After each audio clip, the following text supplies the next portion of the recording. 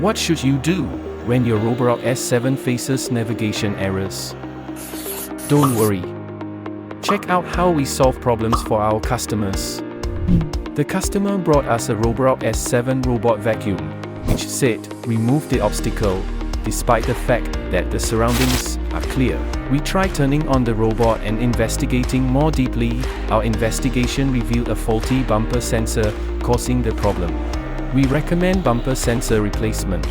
But that's not all. We found another issue. Look at this.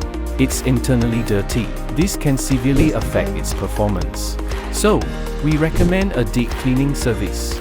Once our customers agree to our recommendations, we get to work. And just look at this, the glowing internals of the robot. Watch the robot vacuum work again with maximum performance.